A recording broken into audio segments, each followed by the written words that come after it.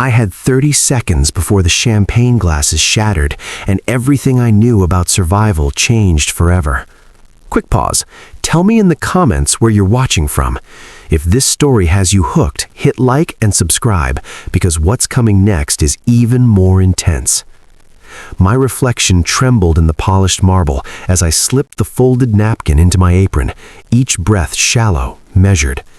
Around me, Manhattan's Obsidian Club pulsed with old money and older secrets, the clink of platinum cards, whispered deals worth more than lives, the rustle of silk against Italian leather. Outside, autumn rain hammered against the penthouse windows. Inside, the air was thick with expensive perfume and something darker, something that smelled like a funeral I was about to cause.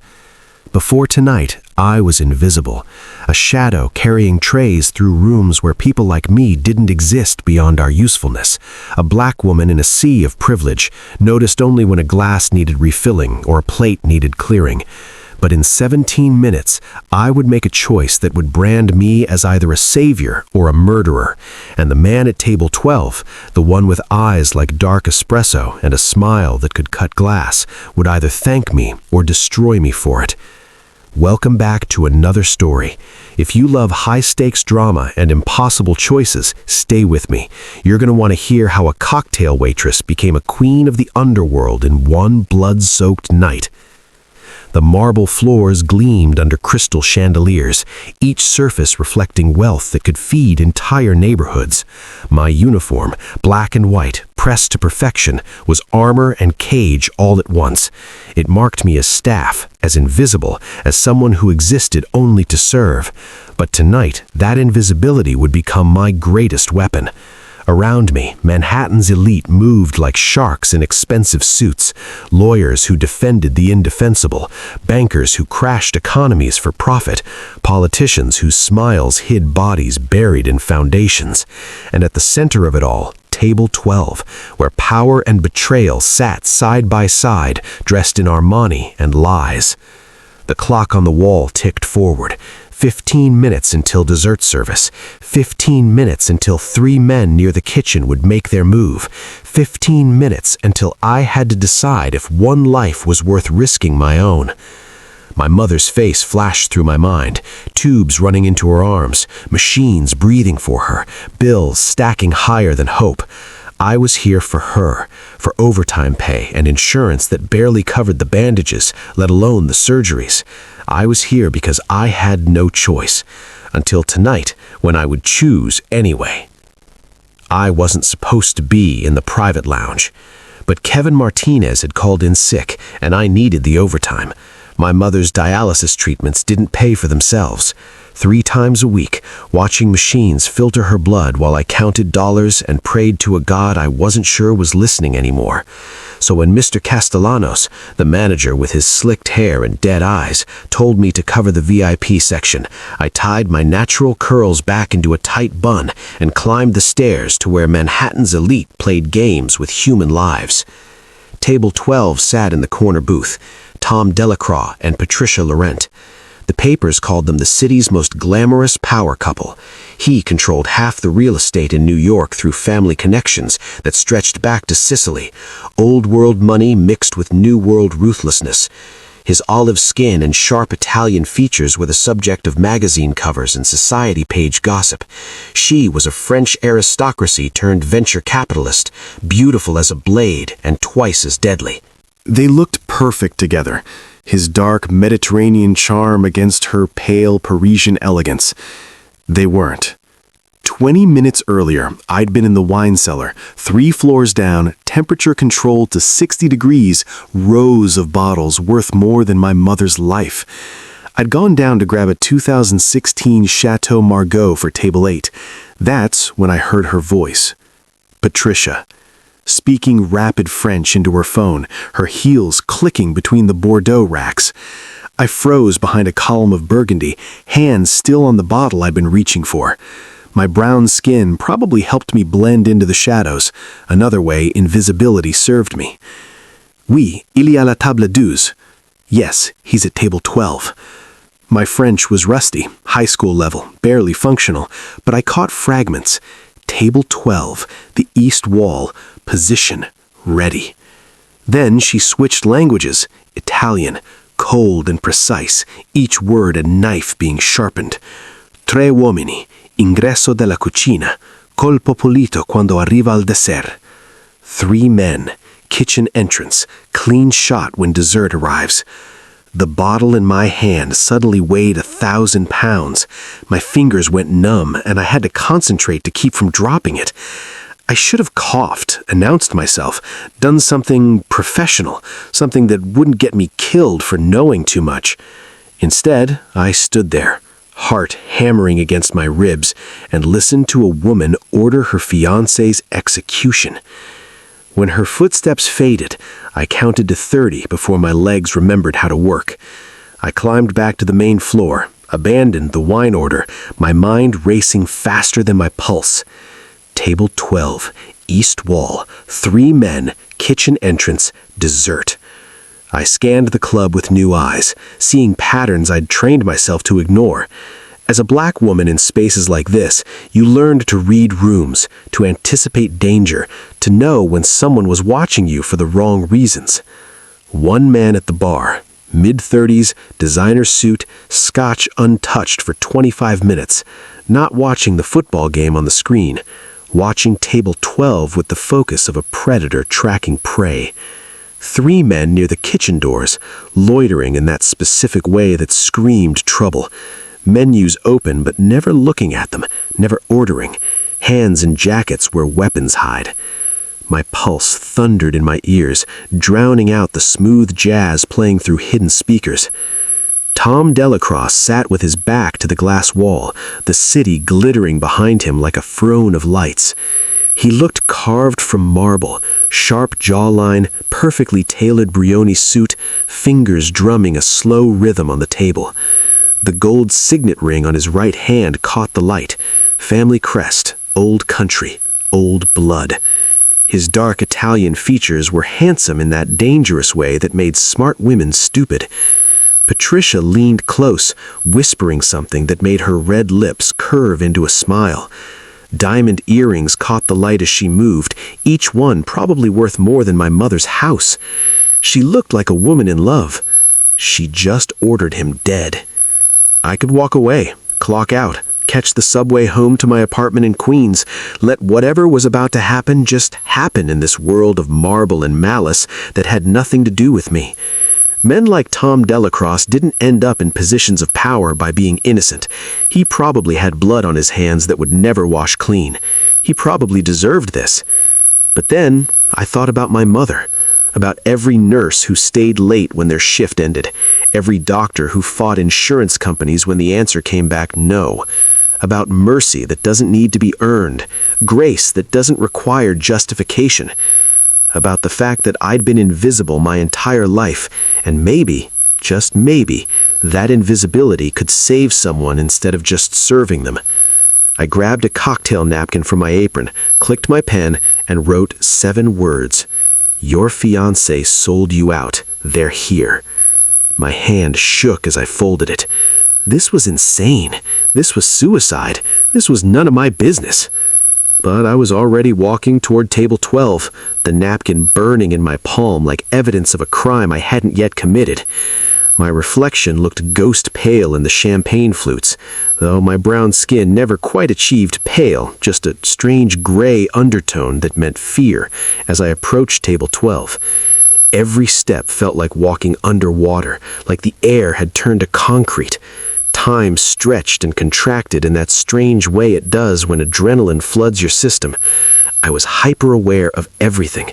The scratch of polyester against my skin, the squeak of my shoes on marble, the way Patricia's laugh sounded like breaking glass wrapped in silk.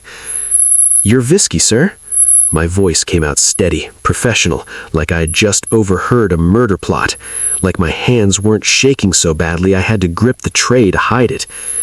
I set the crystal tumbler down on the white tablecloth, neat and precise, the way Mr. Castellanos had trained us.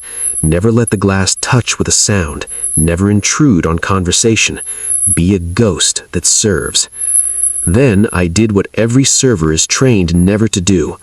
I touched him. My thumb pressed against the back of Tom Delacroix's hand as I slid the folded napkin beneath his glass. The contact lasted half a second, my brown skin against his olive-toned hand, a violation of every boundary between his world and mine, between the served and those who serve. His hand was warm, solid, in a way that made this entire insane situation suddenly terrifyingly concrete. Tom Delacroix's eyes snapped to mine. They were darker than I'd expected, deep brown, almost black in the dim lighting. Not cold, but calculating, the kind of eyes that saw through skin and bones straight into intention, that could read guilt in a heartbeat's hesitation. His gaze held mine for a beat too long, and I felt something shift in my chest. Not attraction, I wasn't that foolish. Recognition, maybe.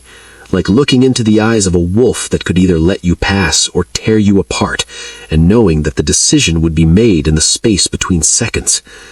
"Read it," I mouthed, barely moving my lips. "Please." His fingers curled around the napkin, palm completely covering it. Large hands, I noticed absurdly, the kind that could sign death warrants or cradle something precious with equal ease. "Is there a problem with the service, darling?"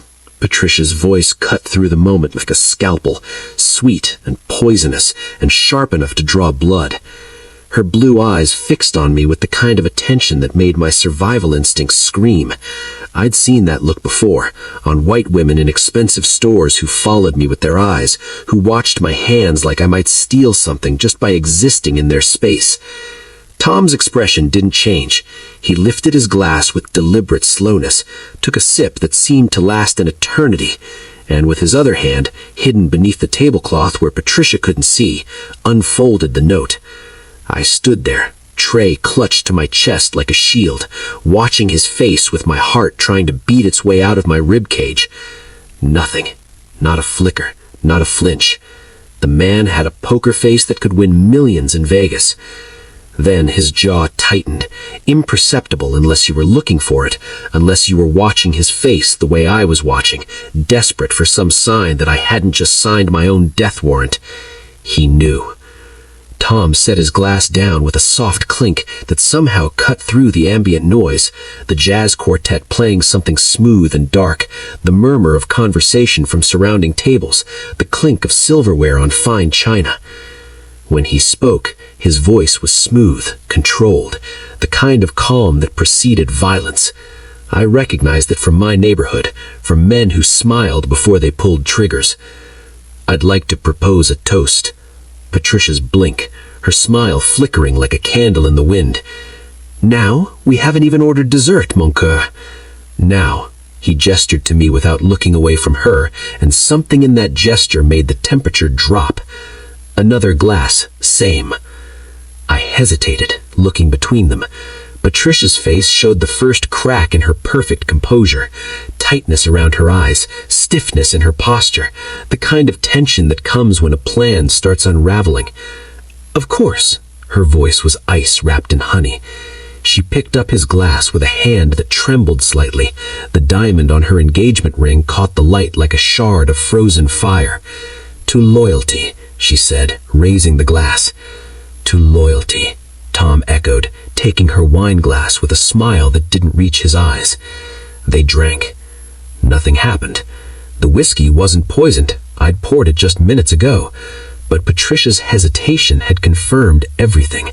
Her fear was the confession. Tom set down the glass and looked directly at me, really looked at me for the first time, not as a server, not as part of the invisible machinery that kept places like this running, but as a person, as someone who had just changed the trajectory of his life. "Kim Santos," he read from my name tag slowly, his Italian accent turning my name into something foreign and dangerous. "Do you believe in fate?" My throat closed. Speaking felt impossible. I'm not sure, sir." "I didn't either," he said, leaning back, one arm draped casually over the booth, but his eyes never left mine. Until 30 seconds ago, when a woman I'd never noticed before saved my life with 7 words on a napkin. Patricia's face went white beneath her perfect makeup. That's when I realized I'd just started a war. The lights went out. The jazz quartet died mid-note. Crystal shattered somewhere to my left. Someone screamed, high-pitched and terrified, and then more screams joined it, a chorus of panic from people who'd never experienced real danger in their cushioned lives. Tom moved. 1 second I was standing upright, my eyes struggling to adjust to the sudden blackness. The next, I was being propelled through the kitchen doors with enough force to knock the air from my lungs. His hand was iron on my elbow, guiding me with the certainty of someone who'd trained for chaos. Emergency lighting kicked in. Dim red bulbs mounted near the floor, turning everything into a nightmare landscape of crimson shadows and dark shapes. Left. Tom's voice cut through the chaos, low and commanding. Don't stop, don't look back. I ran. My shoes, non-slip, practical, designed for carrying trays, not fleeing for my life, slapped against kitchen tile. Behind me came sounds that would haunt my nightmares, the impact of flesh on flesh, something metallic skittering across the floor, a grunt of pain that could have been Tom or someone else. I risked a glance back. Tom Delacroix fought like violence was his first language, like he'd been born speaking it fluently. A man in chef's whites lunged with a knife, 8 inches of German steel that caught the red emergency light. Tom caught his wrist mid-strike, twisted with practiced efficiency, and drove his elbow into the man's throat with surgical precision. The attacker went down choking, the knife clattering away. 3 more men came through the swinging doors, the ones who'd been loitering, the ones I'd noticed earlier. They moved with military coordination, spreading out to cut off escape routes. "The girl!" one shouted in accented English. "Grab the girl!" Terror shot through me like electricity, like ice water in my veins.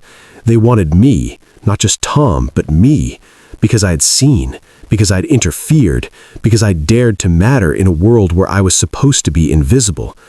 I grabbed a pan of hot oil from the range, muscle memory from the months I'd worked expo, plating dishes during the dinner rush.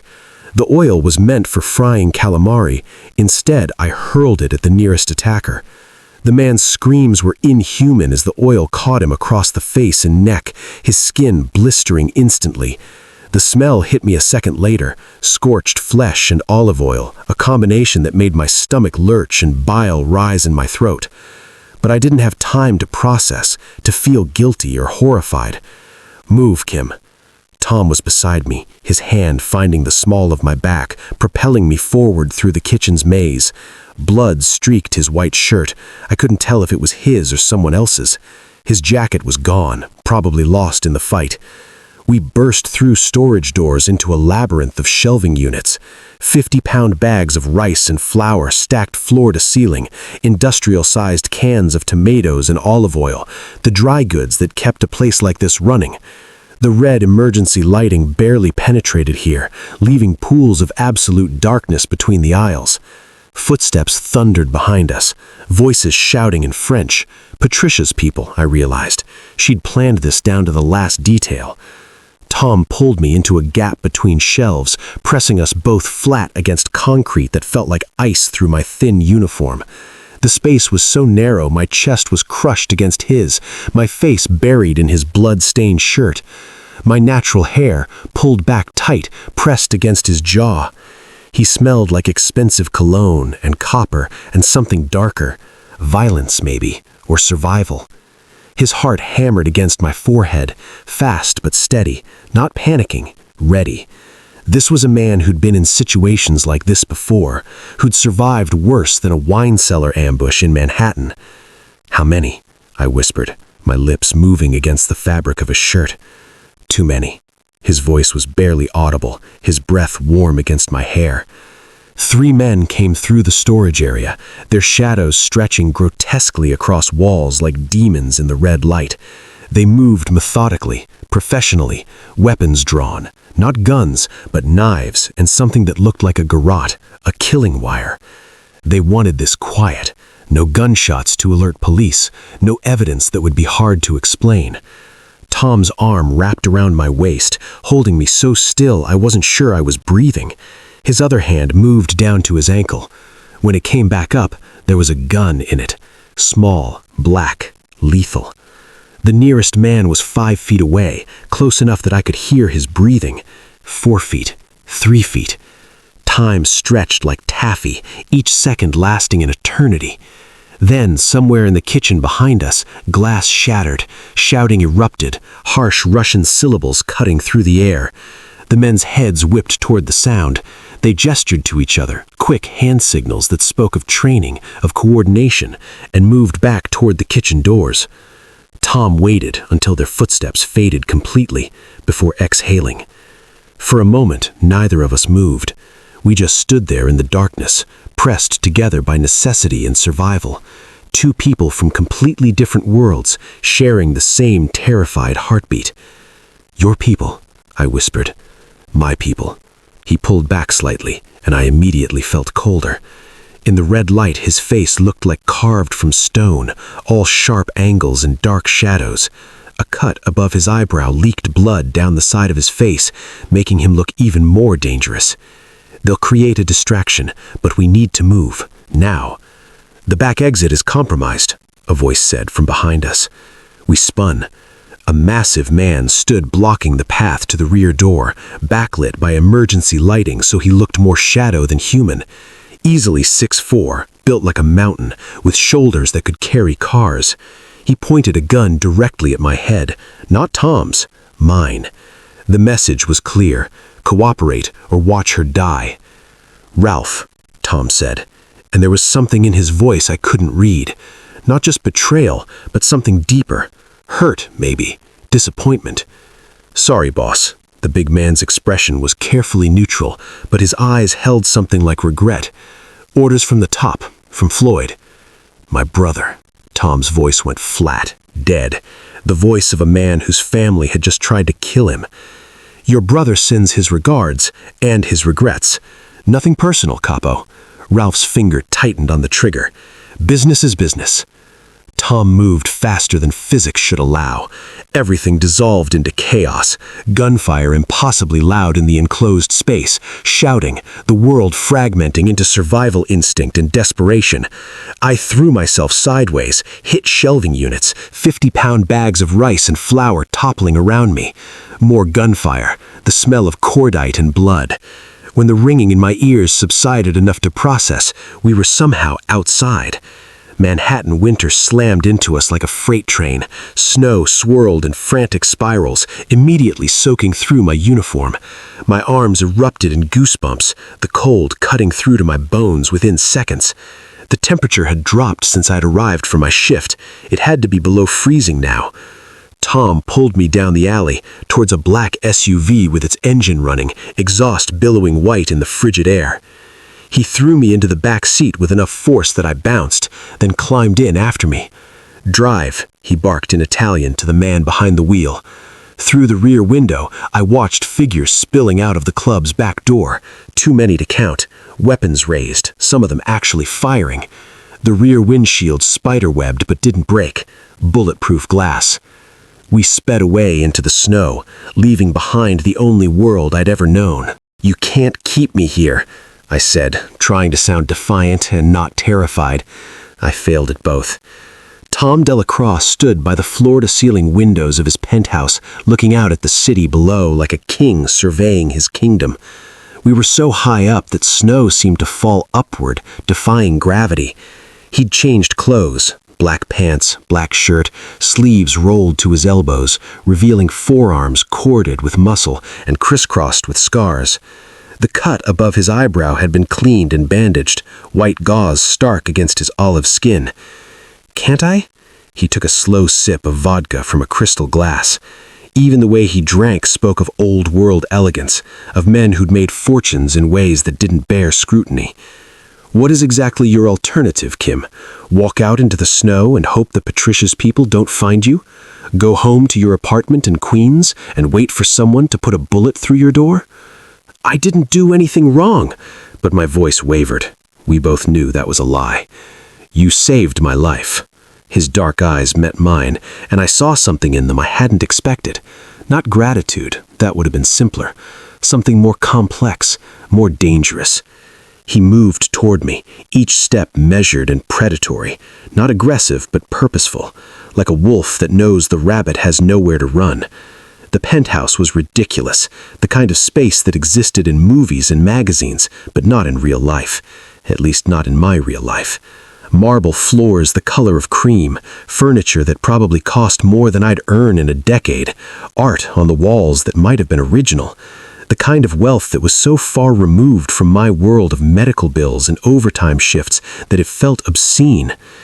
The people who tried to kill me tonight don't care that you were just an innocent bystander, Tom continued, his Italian accent making even threats sound elegant.